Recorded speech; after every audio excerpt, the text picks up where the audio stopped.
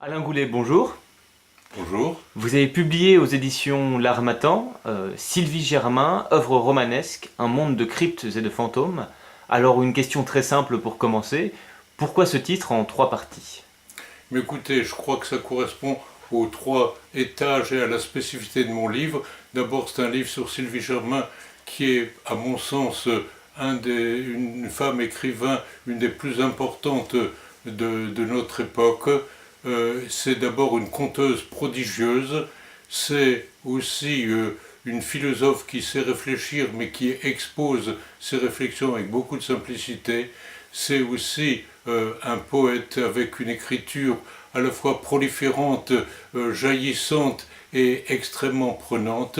C'est une femme contemporaine qui est née en 1954. Voilà. Pour l'essentiel, premier étage, Sylvie Germain. Deuxième étage, œuvre romanesque. Son œuvre se répartit, je dirais, essentiellement en deux grands massifs. Pour moi, le principal, c'est le massif romanesque. Elle a publié une quinzaine de romans, depuis le premier qui s'appelait Le Livre des Nuits en 1985, livre qui a immédiatement été couronné par 6 prix littéraires. C'est pour vous dire à quel point c'était une voix nouvelle qui a été remarquée, suivi d'un second Nuit d'ambre, et les deux premiers romans, Le Livre des Nuits, Nuit d'ambre, forment une espèce de massif, une véritable saga familiale qui s'étend sur un siècle et demi quasiment d'existence. C'est l'histoire d'une famille, c'est tout à fait prodigieux. C'est l'histoire d'un cri, je ne vous en dis pas plus, mais c'est vraiment à lire et à dévorer. Ensuite,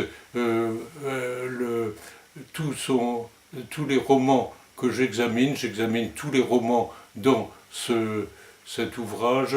C'est jusqu'à Magnus en 2005, puisque ce livre est sorti en 2007, et depuis, Sylvie Germain a publié 3 romans, dont le dernier l'année dernière, qui s'appelle Petite scène capitale. Et c'est une œuvre qui se déguste finalement dans son entier, parce que à chaque roman, elle ouvre un nouveau volet sur notre univers contemporain, mais cela à travers une écriture pleine de mystères, avec du fantastique, avec aussi du merveilleux. Ça, c'est donc pour le volet romanesque. Et puis à côté de ça, elle publie aussi des essais philosophiques, des méditations pleines de spiritualité, ou des essais sur l'esthétique. Et dans ce livre, alors que j'examine l'ensemble de ses romans et de ses nouvelles, j'examine aussi 2 essais qui sont tout à fait singuliers. L'un sur le peintre Vermeer, parce qu'il ouvre à toute une conception esthétique, c'est toute l'esthétique de Sylvie Germain centrée sur la lumière. Et puis l'autre volet, c'est sur les personnages, qui ouvre à la création romanesque à partir des personnages qui viennent la hanter. Ensuite, troisième volet, pourquoi le sous-titre Un monde de cryptes et de fantômes.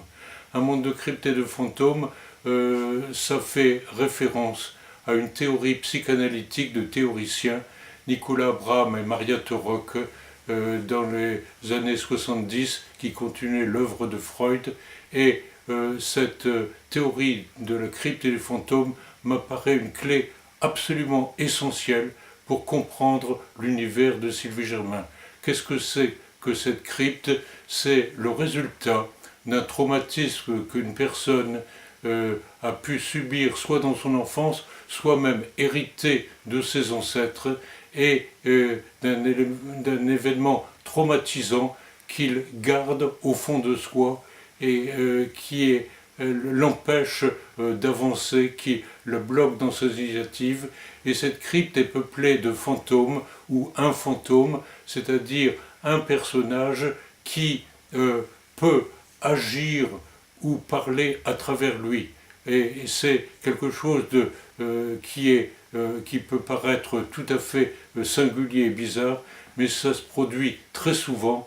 Et donc l'univers romanesque de Sylvie Germain est peuplé de personnages cryptophores, c'est-à-dire qui portent une crypte en eux et avec des comportements singuliers dont ils ne sont pas directement responsables, mais souvent justement le traumatisme qu'ils ont subi autrefois.